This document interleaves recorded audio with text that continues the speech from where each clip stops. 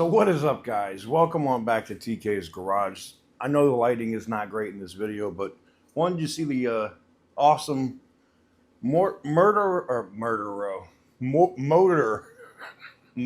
row that's over here. So in today's video, we're going to talk a little bit about diesel deletes. I know people are like, it's not going to happen, TK. You don't have the documents to back it up. It's never going to happen. Well, you're wrong. Because what I have right here are the actual documents from the EPA and the regulations that are getting removed. And because they said this is dealing with cars, trucks, light duty, medium duty, and quote unquote heavy duty, that all of those regulations around those vehicles would be, say it with me, it's a word that we love, deleted. That's right. Well, getting into this, and I'm going to throw this up on the screen for you so that you can see it for yourself.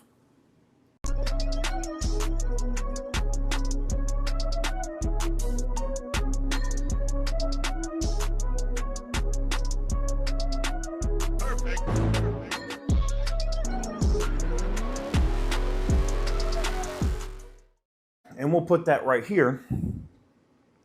And I might link to it if you guys want to read the whole thing. It's like 300 and something pages. And I'll probably throw a video just scrolling all the important diesel stuff that just got deleted, or I should say about to be deleted, because we still have 30 something days left until the rule goes into effect. Now, how about 1037.655 post-useful life vehicle modifications? Yep. Anything that violates 48 USC 7522 A3 capital A, if they involve removing or rendering inoperative any emission control device installed to comply with requirements of this part of 1037. This section specifically or specifies vehicle modifications that may occur in certain circumstances after a vehicle reaches the end of its regulatory useful life. EPA may require a higher burden of proof with respect to modifications that occur within the useful life period. Now, I had a lot of people ask, and I've now got clarification from an attorney. We're actually going to do a live stream together to kind of clarify and clear up some of this bullshit. But even the lawyers now are saying diesel deletes are about to be legal because all of the regulations pulling them back are going away. Now I know they're going to say Section 209 of the Clean Air Act will no longer apply to cars and trucks. The EPA administrator already said it never was meant to apply to cars and trucks, just so you know. And emissions defeat devices, in case you really wanted to know what that section or what they were talking about in the Clean Air Act, dealt with factories and, say it with me, stationary types of emissions, like in-ground generators, power plants, things of that nature. Not Billy Bob's truck that goes down to Main Street because he wants to catch the chick in her American Eagle jeans. Someone's going to get that joke, somebody's not. But I don't care. But what I find interesting here is just the opposition. It's so funny. It was like a lot of these other YouTube channels that are truck-based, that they're just so... I've never seen truck... you're a pickup truck channel, but you're so pro diesel emissions. You're so pro government overreach. That's never made sense to me. It would be like me wanting to run a channel about corn, C-O-R-N, corn stars, but all of the corn has to wear clothes. It wouldn't make any sense, right? It would be like, I don't know, Me having a channel dedicated to racing and talk about how they should never go faster than a certain speed.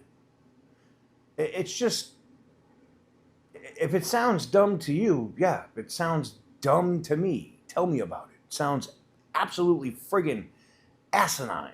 But unfortunately, that is the world that we live in today. We have retards, which I've also seen that in the comment. TK, I don't like that you call people retards. I don't care. Sorry.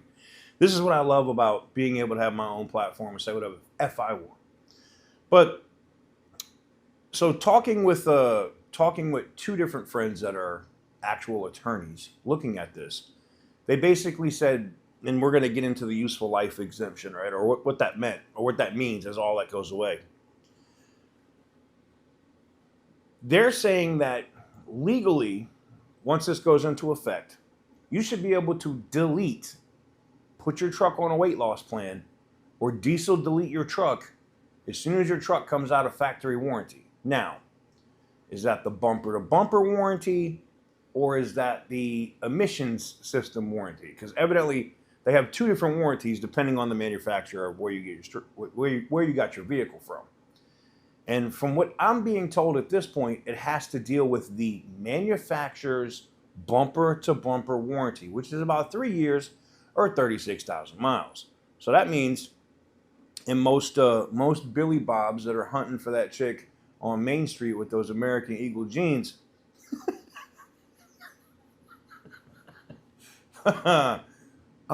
their truck's probably older than 3 years old and most likely has more than 36,000 miles on it, or one or the other, which means you could put your truck on Ozempic. You could put your truck on Ozempic. You could get it on a weight loss plan, and you should legally be fine. Now, can you do it right now today? Not yet.